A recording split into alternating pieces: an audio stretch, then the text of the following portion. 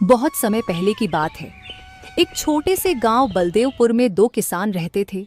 एक का नाम था लखन और दूसरे का बिरजू। वे दोनों बचपन से दोस्त थे और उनके बीच गहरी दोस्ती थी। लखन थोड़ा गरीब लेकिन बहुत मेहनती और ईमानदार था। उसके पास एक छोटा सा खेत था जिस पर वह दिन भर मेहनत करके अपने परिवार का गुजर बसर करता था। वहीं दूसरी ओर बिरजू बहुत ही आलसी था, जो दिन भर अपने खेतों में खाट पे लेटा रहता और मेहनत वह तो उसके आसपास भी नहीं भटकती थी।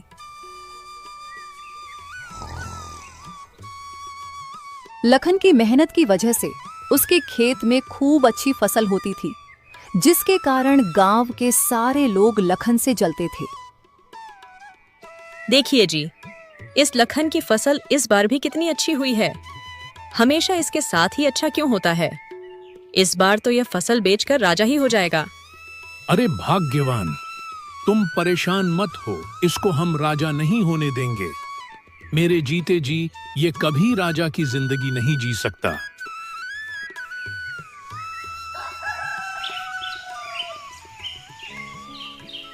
लखन सुबह उठता है और खेत के लिए निकल जाता है और अपनी फसल को देखकर बहुत खुश होता है। अब जाकर लखन की मेहनत सफल हो चुकी थी। अरे वाह, इस बार तो फसल बहुत अच्छी हुई है। लगता है इस बार अच्छी खासी कमाई हो जाएगी। फिर लखन वापस घर की ओर निकल पड़ता है। आज वह बहुत खुश था। अजी, क्या हुआ? आप इतना देर से क्यों आए हैं? इस बार हमारी फसल अच्छी तो हुई है ना? हाँ भाग्यवान, इस बार फसल तो बहुत अच्छी हुई है। कल कटाई भी करनी है, उसी की व्यवस्था कर रहा हूँ। लगता है इस बार अच्छा मुनाफा हो जाएगा। अजी, ये तो बहुत अच्छी बात है। इससे हमारा गुजर बसर भी ठीक से हो जाएगा और मुन्नी की शादी और पढ़ाई में भी हमारी कुछ मदद हो जाएगी। हाँ, तुम बिल्कुल सही बोल रही हो राधा। खाना लाओ, बहुत जोर से भूख लगी है। जल्दी सोना है आज, क्योंकि कल सुबह 4 बजे खेत में भी जाना है। राधा खाना लगा देती है।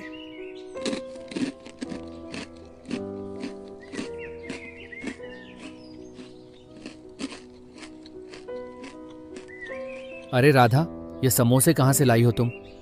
क्यों जी, क्या हुआ? अच्छे नहीं लगे क्या? अरे नहीं भाग्यवान, ये समोसे तो बहुत ही स्वादिष्ट है। ऐसा मन कर रहा है कि खाता ही रहूं। तुमने बनाए हैं क्या? हाँ जी, मैंने अपने हाथों से बनाए हैं। आपको अच्छे लग रहे हैं तो और ले आऊं क्या? और भी है? नहीं नहीं भाग्यवान, इतने काफी है। बाकी के सुबह खेत में खा लूंगा। अच्छा जी, ठीक है।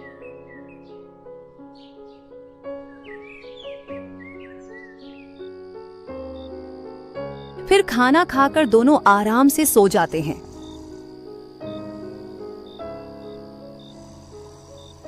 जैसे ही सुबह के 4 बजते हैं तो अचानक से राधा की नींद खुल जाती है और राधा देखती है कि मौसम बहुत खराब हो गया है। हे भगवान, अब तो हमारी सारी फसल खराब हो जाएगी। सुनिए जी, जल्दी से उठ जाइए, मौसम बहुत खराब है। हमें जल्द से जल्द अपनी फसल के लिए कुछ व्यवस्था करनी पड़ेगी। हे भगवान, इतनी तेज बारिश। भाग्यवान, अगर ये बारिश ऐसे ही होती रही तो आज तो हमारी फसल नहीं बचेगी। वे दोनों बैठे बैठे बारिश रुकने का इंतजार करते हैं। सुबह होते होते बारिश थम जाती है। भाग्यवान, अब बारिश तो रुक गई है। चलो खेत चलकर फसल को देखते हैं। फिर वे दोनों अपनी फसल को देखने खेत की ओर चल पड़ते हैं।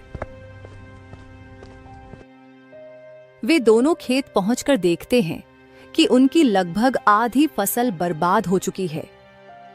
हे ऊपर वाले, ये क्या किया तूने? हमारी सारी मेहनत को पानी में मिला दिया। लखन यह सब बोल ही रहा था कि तभी अचानक से जोर जोर से हवाएं चलने लगती हैं और आसमान में बिजली के साथ तेज तूफानी बारिश शुरू हो जाती है।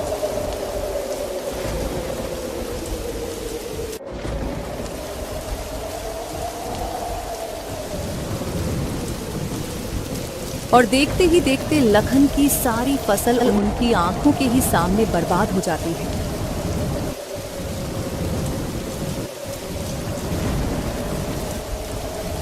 वे दोनों बेचारे दुखी मन से वापस घर की ओर लौट आते हैं। फसल के बर्बाद होने से लखन बहुत चिंतित हो जाता है। सुनिए जी, आप फिक्र मत कीजिए, जो होना था वह तो हो गया। अब हम इसमें क्या कर सकते हैं? जो होता है वह अच्छे के लिए ही होता है। उधर बिरजू बहुत खुश था। मौसम की ओर देखकर बिरजू अपनी पत्नी से कहता है, देखो, मैंने बोला था ना कि वह अमीर नहीं हो पाएगा, और ऐसा ही हुआ। अच्छा जी, लेकिन हम लोगों की भी तो फसल बर्बाद हो गई ना। आप इतने खुश क्यों हो रहे हो? आपको तो दुखी होना चाहिए। अरे भाग्यवान, हमने तो अपने खेत में उतना पैसा नहीं लगाया है और ना ही उतना मेहनत किए हैं, तो इसलिए मुझे तो बहुत खुशी हो रही है कि लखन की सारी फसल बर्बाद हो गई। हमारा तो जब भी इतना फायदा नहीं होता, कम से कम लखन हमसे ज्यादा अमीर तो नहीं बन सकता। उधर लखन को उसकी पत्नी सब्र दिलाती है। 5-6 दिन से लगातार बारिश होती ही जा रही थी, रुकने का नाम तक नहीं ले रही थी। लेकिन लखन को फिर भी उम्मीद थी कि शायद कुछ फसल तो बच ही गई होंगी, इसलिए वह फसल देखने खेत जाता है। वह खेत में पहुंचकर देखता है कि उसकी सारी फसल बर्बाद हो चुकी है। खेत में फसल का नामो निशान तक नहीं है। पूरा खेत पानी से भर गया था। हे भगवान, ये कैसी परीक्षा ले रहे हो? सर्दियां आने वाली हैं और घर में खाने को एक दाना तक नहीं है। लखन यह देखकर बहुत उदास हो जाता है, लेकिन मौसम की मार के आगे वह बेचारा कर भी क्या सकता था। और दुखी मन से वह घर लौट आता है। लखन घर आकर सारी बात अपनी पत्नी को बताता है और टेंशन की वजह से बिस्तर पर लेट जाता है। भाग्यवान, हमारी सारी फसल बर्बाद हो गई। सर्दी भी आ ही चुकी है। अब हमारा गुजारा कैसे होगा? घर में खाने को कुछ भी नहीं है। अजी, आप फिक्र मत कीजिए, मेरे पास एक आइडिया है। आपको तो पता ही है मुझे समोसे और पकौड़ियाँ बनाने आती है, और सर्दी भी आई ही चुकी है, तो क्यों ना हम इन सर्दियों में पकौड़ी और समोसे बनाकर बेचें?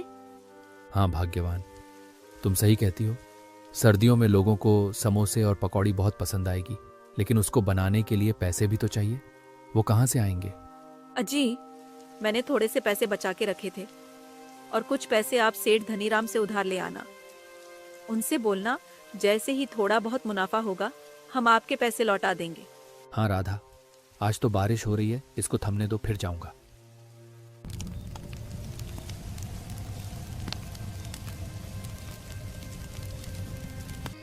फिर वे दोनों खाना खाकर सो जाते हैं और सुबह होते होते बारिश भी रुक जाती है।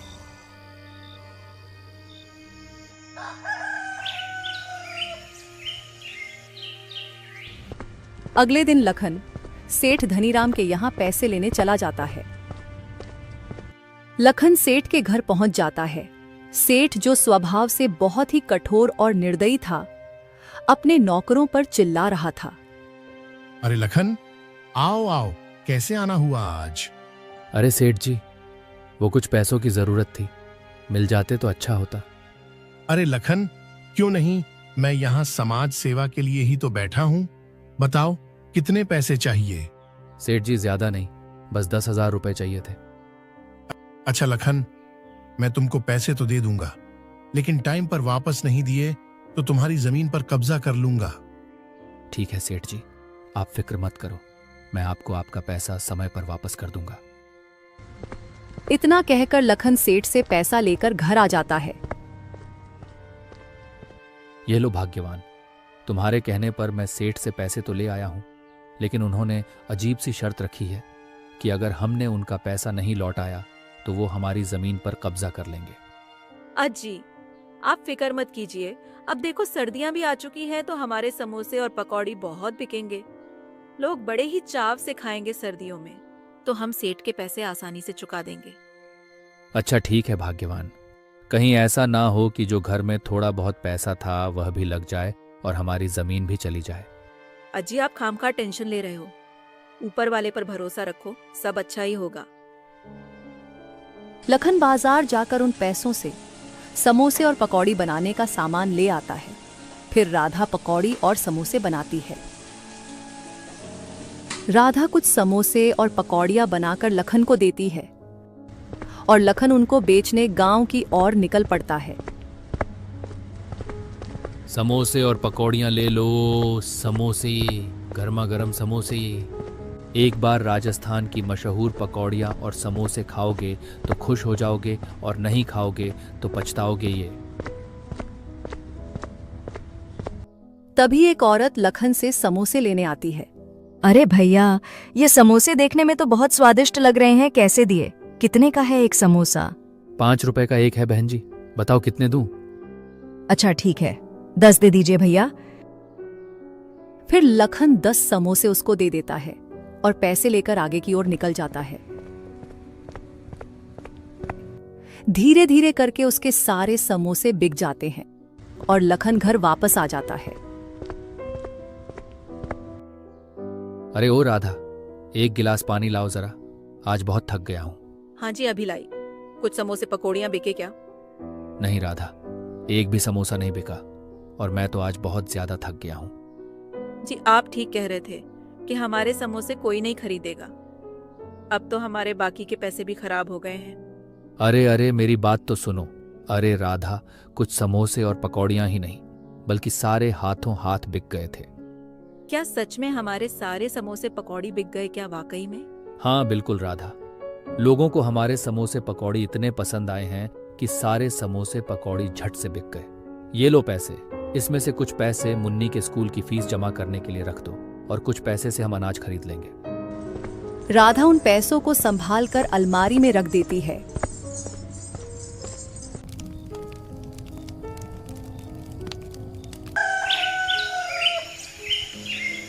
अगले दिन सुबह राधा और भी ज्यादा समोसे पकौड़ी बनाकर लखन को देती है और लखन उनको बेचने गांव की ओर निकल पड़ता है।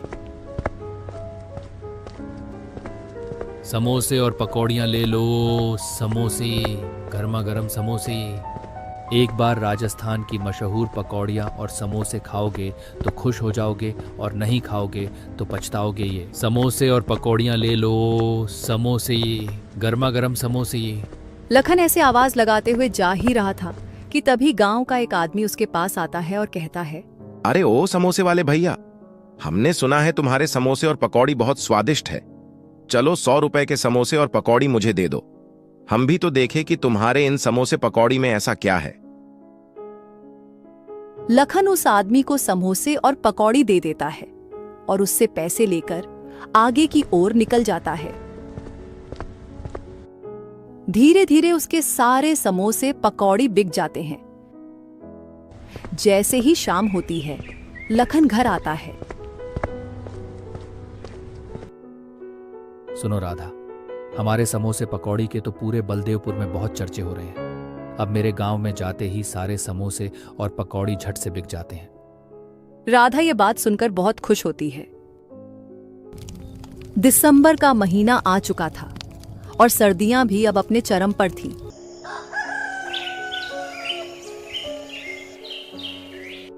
जहां लखन एक टोकरी में समोसे और पकौड़ी बेचा करता था, अब उसने एक बड़ा सा ठेला ले लिया था। ठंड के कारण लखन के समोसे और पकौड़ियों की बिक्री अब 20 गुना बढ़ गई थी। अब उसके पास ग्राहकों की भीड़ लगी रहती थी और उसे रोज का अच्छा खासा मुनाफा भी होने लगा था। लखन और उसकी पत्नी अब बहुत खुश थे क्योंकि उन्होंने जो सपने देखे थे वो अब धीरे धीरे पूरे हो रहे थे। एक शाम जब लखन और राधा अलाव के पास बैठे हाथ सेंकते हुए बात कर रहे होते हैं, तभी गांव का मुखिया उनके पास आता है और कहता है, सुन लखन, परसों मेरी बेटी पिंकी की शादी है और उसमें मुझे 100 आदमियों के लिए समोसे और पकौड़ियाँ चाहिए। क्या तुम मुझे बनाकर दे सकते हो? जी मालिक, क्यों नहीं, आपको आपका सामान जल्दी ही मिल जाएगा। उनकी ये सारी बातें बिरजू और उसकी पत्नी एक पेड़ के पीछे छिपकर सुन रहे थे। हमेशा इस लखन के ही साथ इतना अच्छा क्यों होता है? मुझे कुछ भी करना पड़े, इस बार मैं इसके साथ हरगिज अच्छा नहीं होने दूंगा। बिरजू और उसकी बीवी लखन की इतनी तरक्की देखकर जलने लगे थे और वे इस इंतजार में थे कि राधा समोसे पकौड़ी बनाकर कहाँ रखती है। राधा जैसे ही समोसे पकौड़ी बनाकर अपनी किचन में रखकर सोने जाती है, इधर बिरजू और उसकी बीवी चुपके से किचन में जाते हैं और सारे समोसे पकौड़ी चुरा लेते हैं।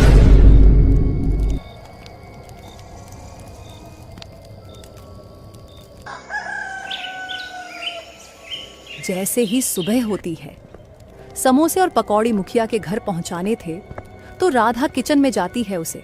वहां एक भी समोसे पकौड़ी नहीं दिखते हैं। यह सब देखकर वह बहुत हैरान हो जाती है और सारी बात अपने पति को बताती है।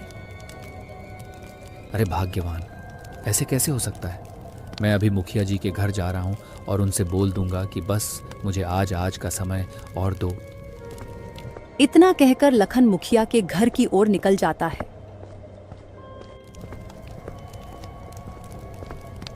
मुखिया जी, मेरे घर से किसी ने सारे समोसे और पकौड़ी चुरा लिए हैं। आप मुझे बस आज का समय दे दीजिए, मैं आपको शाम तक बनाकर दे दूंगा।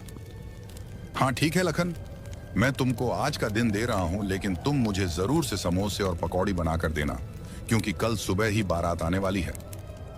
हाँ ठीक है मुखिया जी, आप चिंता मत करिए, मैं आज शाम होने से पहले ही सारा सामान बनाकर आप तक पहुंचा दूंगा।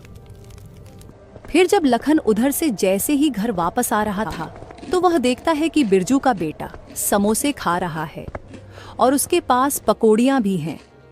यह देखकर लखन सोचता है, बिरजू के बच्चे तो समोसे नहीं खाते हैं और ना ही कभी बिरजू ने मुझसे समोसे पकौड़ी खरीदे। फिर ये बच्चा ये सब कहाँ से लाया है?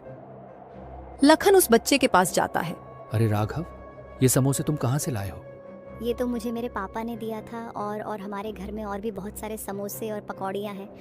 लखन को सारी बात समझ आ जाती है और वह घर आकर सब कुछ अपनी पत्नी को बताता है। अजी, आपको मुखिया जी के घर जाना चाहिए और उनको सारी बात बता देनी चाहिए। मुखिया जी ही हमारी मदद कर सकते हैं। फिर लखन मुखिया जी के घर जाता है और सारी बात उन्हें बता देता है। मुखिया जी अपने नौकरों के साथ बिरजू के घर जाते हैं और उसके घर की छानबीन कराते हैं। जाओ, इसके पूरे घर की अच्छे से तलाशी लो। जब वे छानबीन करते हैं तो उन्हें बिरजू के घर के अंदर से ढेर सारे समोसे और पकौड़ियां मिलते हैं। क्यों चुराए तुमने यह समोसे और पकौड़ी? मुझे माफ कर दीजिए, मेरे अंदर ईर्ष्या आ गई थी, इसीलिए मैंने ऐसा किया है मुखिया जी। मैं आज के बाद ऐसी हरकत नहीं करूंगा। आप मुझे बस एक बार माफ कर दीजिए। नहीं, ये माफ करने लायक काम नहीं है। अगर मैंने तुम्हें माफ कर दिया तो तुम फिर से ऐसा काम करोगे। मारो इसको। फिर सब मिलकर बिरजू की अच्छी धुलाई करते हैं। कमर तोड़ दी। इस प्रकार बिरजू को उसके किए की सजा मिल जाती है और लखन सेठ से लिया गया कर्ज भी चुका देता है और खुशी खुशी अपना जीवन व्यतीत करने लगता है। तो दोस्तों, हमें इस कहानी से यह सीख मिलती है कि जीवन में चाहे कितनी भी कठिनाइयां आ जाएं, लेकिन हमें हमारी मेहनत जारी रखनी चाहिए और किसी का बुरा नहीं सोचना चाहिए।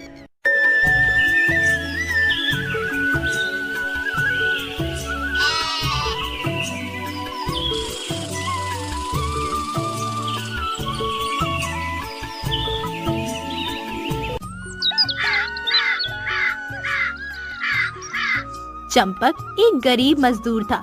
वो एक टूटे फूटे घर में अपनी पत्नी और बच्चों के साथ रहा करता था। चंपक रोज सूरज निकलने से पहले घर से निकलता और गांव के किसानों का अनाज और फल सब्जी गोदामों तक ले जाता था। बस इसी काम से जो फूटी कौड़ी उसे मिलती, उससे अपने घर का खर्चा चलाता था। एक दिन वो वापस आया तो घर की छत टपक रही थी और चंपक की पत्नी ने उससे बोला, अजी, ये देखिए, अभी बरसात शुरू नहीं हुई और छत से पानी टपक रहा है। क्या करूं दीपाली, कब से छत की मरम्मत करवाने का सोच रहा हूं, लेकिन इतने पैसे ही नहीं बचते। जो कमाता हूं उससे रोज का राशन बमुश्किल मिलता है। मैं तो सोच रहा हूँ ये गोदाम का काम छोड़ दूं और कोई और काम ढूंढ लूं। नया काम ढूंढने में तो बहुत समय लग जाएगा और हमें घर की छत जल्दी ठीक करवानी होगी, वरना बहुत नुकसान हो जाएगा। रोशनी बता रही थी कि इस बरसात में खूब तूफानी बारिश होगी। अगर बारिशों का सिलसिला शुरू हो गया तो इस टूटी फूटी छत के नीचे हम सब बीमार पड़ जाएंगे। कह तो तुम ठीक ही रही हो दीपाली। अच्छा, मैं जमींदार के पास जाता हूँ।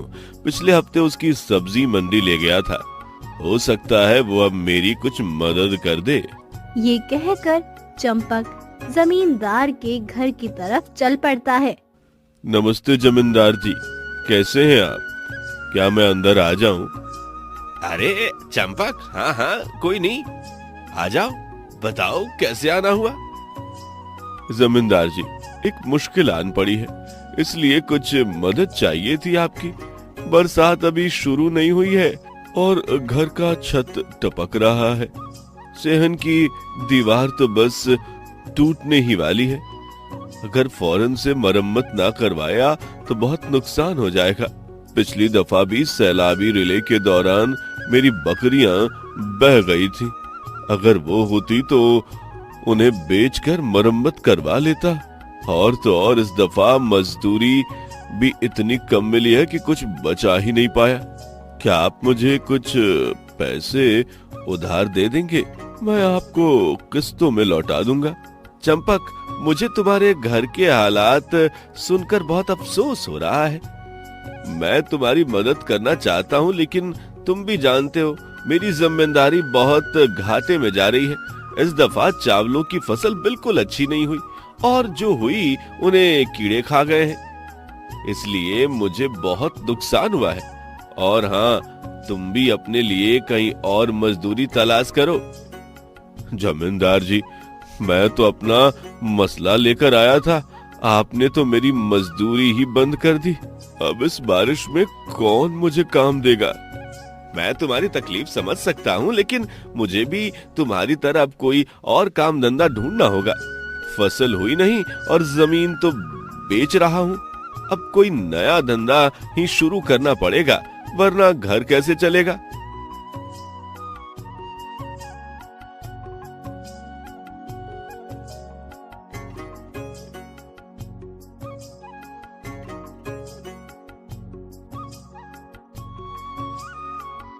रास्ते में उसे कुछ मजदूर खेतों में काम करते हुए नजर आते हैं और खेतों के मालिक उन्हें काम करते हुए देख रहा होता है। शाबाश, इधर से भी खुदाई करो। हाँ भाई, तुम्हारा क्या काम है? खेतों के मालिक ने चंपक को देखते हुए कहा। नमस्ते सेठ जी, मैं भी एक मजदूर हूँ और अब तक अनाज, सब्जी, फल गोदाम और मंडी लाने ले जाने का काम करता था। अब नए काम की तलाश में हूँ। मैं बहुत मेहनती हूँ जी, हर किस्म का काम कर सकता हूँ। मेहनत से तो हर कोई काम करता है, लेकिन खेती बाड़ी का काम बहुत मुश्किल होता है। खुदाई करना है, हल चलाना है, खाद डालना है, फसल बोना और काटना कुछ भी आसान नहीं है। सभी काम मेहनत मांगते हैं। जी बिल्कुल, ऐसे ही है। क्या इनमें से कोई भी काम आपके पास है? काम तो बहुत है, लेकिन मेरे पास पहले से बहुत से मजदूर हैं। तुम ऐसा करो, जब अनाज तैयार हो जाए तो इसे गोदाम पहुंचाने के लिए आ जाना। वैसे भी तुम यहाँ काम पहले भी कर चुके हो। लेकिन सेठ जी, अनाज की तैयार होने में तो बहुत समय बाकी है। अभी मुझे तो काम की अभी जरूरत है। अभी तो कोई काम नहीं है तुम्हारे लिए, तुम कटाई के मौसम में आना। ये कहकर खेतों का मालिक चल पड़ता है और चंपक काम की तलाश में दोबारा निकल पड़ता है।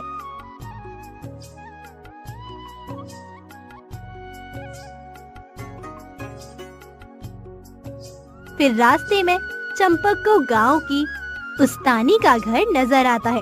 वो सोचता है कि मैडम जी रोज स्कूल पढ़ाने जाती हैं। इनको जरूर किसी काम वाले की तलाश होगी जो बर्तन कपड़े धो जाए। कोई ना, मैं इनसे पूछ लूं। ये सोचकर चंपक गांव की टीचर के घर का दरवाजा बजाता है। नमस्ते मैडम जी, मैं चंपक हूँ। हाँ जी चंपक, बताए कैसे आना हुआ? मैडम, क्या आपको एक घर में कोई काम करने वाला चाहिए? मैं सब काम कर लेता हूँ, झाड़ू लगाना, खाना बनाना, कपड़े और बर्तन धोना, ये सब मेरे एक हाथ का काम है। मेरे पास तो पहले ही एक काम वाली मौजूद है, वरना मैं आपको रख लेती। ये सुनकर चंपक बहुत उदास हो जाता है।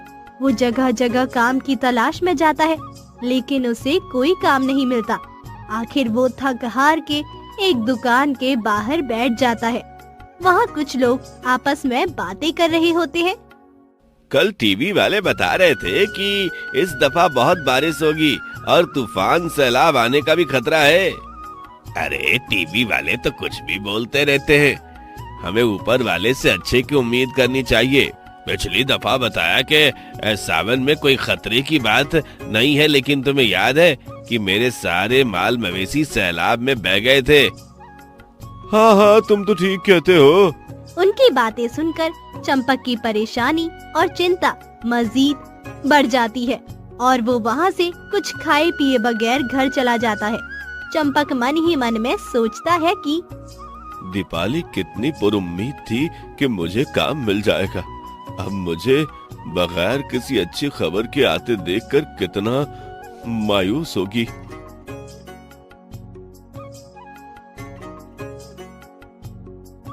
जब चंपक घर पहुंचता है तो देखता है कि दीपाली बिस्तर में होती है और बुखार से तड़प रही होती है। ओ दीपाली, दीपाली, अरे ये तुम्हारी माँ को क्या हुआ? माँ को शदीद बुखार हुआ है और उन्हें सख्त सर्दी लग गई है। अरे ये तो बेहोश है। मैं कुछ दवाई का इंतजाम करता हूँ, लेकिन मेरे पास तो एक भी पैसा नहीं है। शायद मुझे सुरेश से पैसे उधार दवाई के लिए मांग लेने चाहिए। ये कहकर चंपक सुरेश के घर की तरफ चल पड़ता है।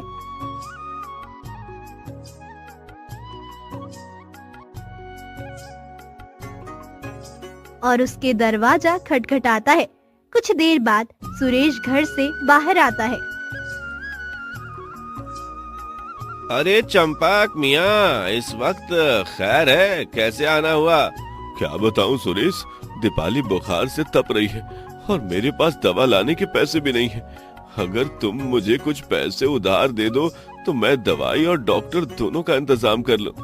बहुत महंगाई है चंपक, इस महंगाई में 1 रुपए की बचत नहीं कर पाता। फिलहाल तो मेरा अपना हाथ ही बहुत तंग है और बहुत सा कर्ज चुकाना है, वरना मैं तुम्हें जरूर पैसे देता। ये कहकर सुरेश घर का दरवाजा बंद कर देता है। चंपक अभी घर के बाहर ही होता है कि उसे आवाज आती है। चंपक था, पैसे मांग रहा था, कह रहा था अगले महीने वापस कर दूंगा, लेकिन इसके पास तो पैसे ही नहीं है और कोई काम भी नहीं, फिर कैसे वापस करता, तो मैंने नहीं दिया। सुरेश ने अपनी पत्नी को बताया। चंपक दरवाजे के बाहर उनकी बातें सुन लेता है और मायूस होके वहाँ से चला जाता है।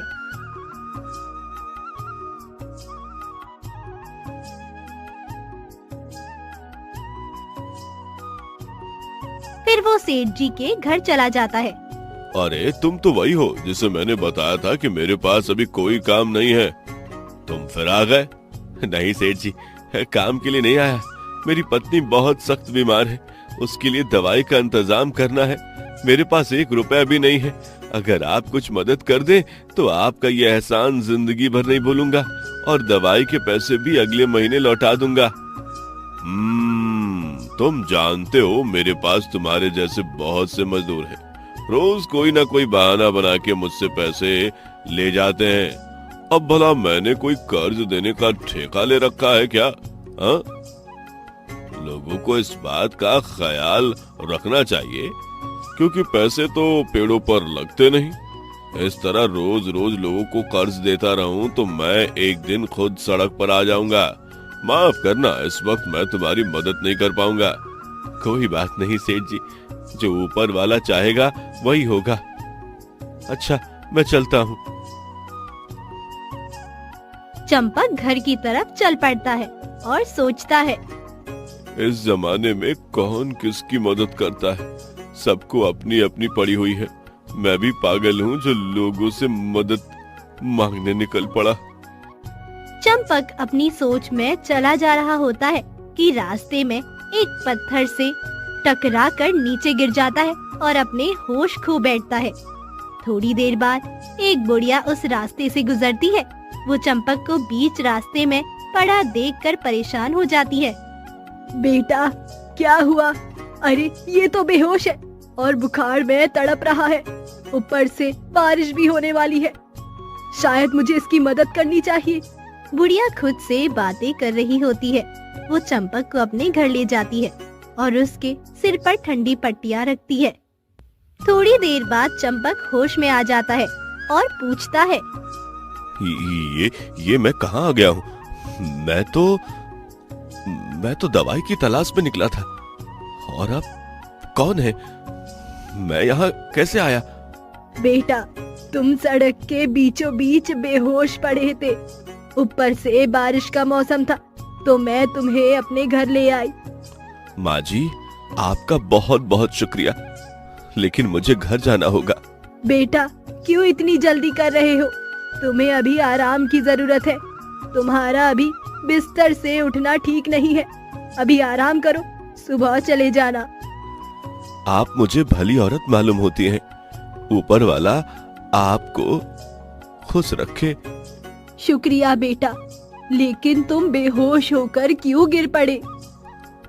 बाजी, मेरे घर की छत से पानी टपक रहा था। बरसात के डर से मैंने सुबह से घर की मरम्मत का बंदोबस्त करने निकला हुआ था। मेरी बीवी बीमार हो गई। बस उसी की दवाई के लिए लोगों से उधार मांग रहा था कि न जाने खुद कब बेहोश हो गया और अब आंख खुली तो आपके घर में हूँ। फिर तो बेटा तुम्हें जल्दी जाना चाहिए। ये ना हो तुम्हारी पत्नी की तबीयत ज्यादा खराब हो जाए। मेरे पास कुछ पैसे हैं, तुम ले जाओ और उनसे दवाई खरीद के ले जाओ। माँ जी, आपका बहुत शुक्रिया। आजकल के जमाने में कोई अपना भी किसी की मदद नहीं करता और आप एक अनजान आदमी की मदद कर रही हैं। बेटा, हम इंसान इस दुनिया में एक दूसरे की मदद करने के लिए है, वरना फिर इंसान और जानवर में क्या फर्क रह जाएगा? ठीक कह रही हैं आप। मैं ये पैसे अभी ले तो रहा हूँ, लेकिन जरूर लौटा दूंगा। हाँ, कोई बात नहीं बेटा, तुम भी मेरी तरह किसी और की मदद कर देना। ये कहकर बुढ़िया चंपक को एक थैली देती है। वो बुढ़िया का शुक्रिया अदा करता है और अपनी पत्नी के लिए डॉक्टर और दवाई का इंतजाम करता है। कुछ दिनों बाद उसकी पत्नी ठीक हो जाती है और बुढ़िया की दी हुई थैली में दीपाली के इलाज के बाद भी बहुत से पैसे बच जाते हैं। दोनों पति पत्नी उन पैसों से एक पकोड़ों की दुकान लगाते हैं। गांव के इर्द गिर्द के सभी लोग उस दुकान के पकोड़े खाने के लिए आते हैं। एक दिन सुरेश उसकी दुकान के करीब से गुजर रहा होता है। अरे भैया सुरेश, कहाँ जा रहे हो? लगता है बहुत जल्दी में हो। या कुछ पकौड़े लेते जाओ, रास्ते में खा लेना। भैया, मेरा बेटा सख्त बीमार है, उसी की दवा के लिए कुछ पैसे उधार मांगने जा रहा हूँ। चंपक, तुम्हें याद है एक दफा तुम पैसे उधार मांगने आए थे? उस दिन मेरे पास पैसे थे, लेकिन अपनी कंजूसी की वजह से तुम्हारी मदद नहीं की और देखो अब मुझे उसकी सजा मिल रही है। अरे नहीं सुरेश, ऐसी कोई बात नहीं। मेरे पास कुछ पैसे हैं, तुम्हें किसी और से पैसे मांगने की जरूरत नहीं। तुम अपने भाई से पैसे ले जाओ, जब दिल चाहे वापस कर देना। लेकिन मैं अपनी गलती की वजह से बहुत शर्मिंदा हूँ। उस वक्त पैसे दे देने चाहिए थे। कोई बात नहीं भैया, रात गई बात गई। ऊपर वाला तुम्हारे बच्चे को सेहत दे। फिर चंपक सुरेश को कुछ पैसे देता है और वो खुशी खुशी अपने बेटे के लिए दवाई लेने के लिए चला जाता है। कुछ दिन बाद एक आदमी काम से थका हारा चंपक की दुकान पर आता। भाई, एक प्लेट पकौड़ी और एक कप चाय देना। अरे जमींदार जी, आप कैसे हैं? आपका नया कारोबार कैसा चल रहा है? कौन सा कारोबार चंपक? कारोबार तो बना ही नहीं। जमीन जिसको बेची वो तो ठग निकला और मेरे पैसे और जमीन के कागजात लेके भाग गया। शायद तुम गरीब की बद्दुआ लग गई। अगर उस दिन तुम्हारी छोटी सी मदद कर देता तो आज ये हालत नहीं होती। नहीं साहब जी, मैंने कोई बद्दुआ नहीं दी आपको। रोजी रोटी में उतार चढ़ाव तो आता ही रहता है। मेरे पास अब पैसे तो रहे नहीं। अगर तुम्हें किसी दुकान का पता हो जिन्हें मुलाजिम की जरूरत हो तो मुझे जरूर बताना। जमींदार जी, ऊपर वाले की कृपा से मेरा कारोबार बहुत अच्छा जा रहा है। मैं कुछ दिनों तक एक और दुकान खोलने जा रहा हूँ, तो आप वहाँ मुलाजमत कर सकते हैं। बहुत शुक्रिया चंपक, तुम एक भले आदमी मालूम होते हो।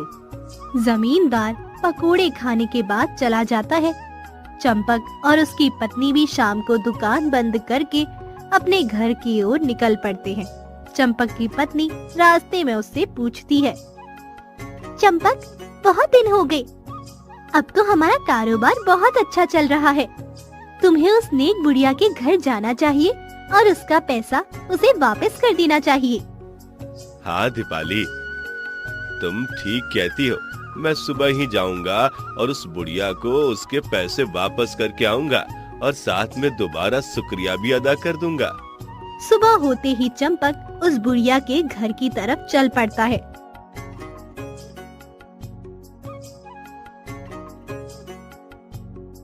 वो दरवाजा बजाता है और एक आदमी बाहर आता है। हाँ जी, आप कौन? नमस्ते, मैं चंपक। यहाँ एक बुढ़िया रहती हैं। मैं उनसे मिलने आया हूँ। उन्होंने मेरी बुरे वक्त में बहुत मदद की है। कौन सी बुढ़िया? वो लगभग 80 साल की औरत थी जिन्होंने मेरी मदद की। वो इसी घर में रहती थी। अरे भैया, मेरे घर में तो कोई औरत नहीं है, सिर्फ मेरी माँ थी और उसको फौत हुए 40 साल हो गए। पिछले 40 साल से मैं यहाँ अकेला रहता हूँ। अरे मुझे याद है, माँ जी यहीं रहती थी। आप शायद गलत जगह पर आए हैं। यहाँ पर कोई औरत नहीं रहती। ये कहकर आदमी घर का दरवाजा बंद कर देता है।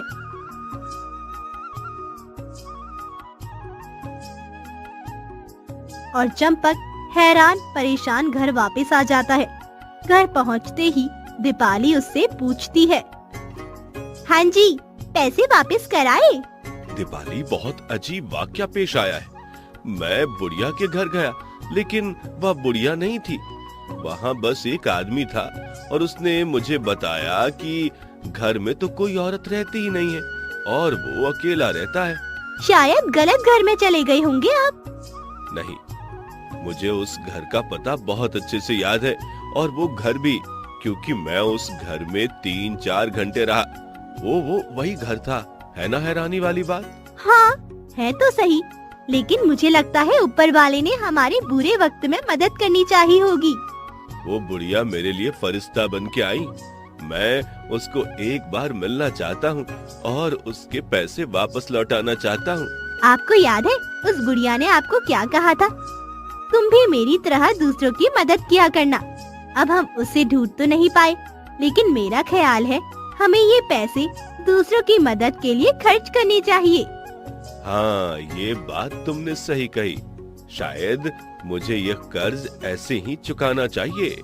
चंपक उन पैसों से गरीबों की मदद करता है और उसके बाद भी वो हमेशा अपनी दुकान में से कुछ हिस्सा गरीबों के लिए रखता था, और उसकी इस नेकी की वजह से उसका कारोबार दिन ब दिन बढ़ता गया।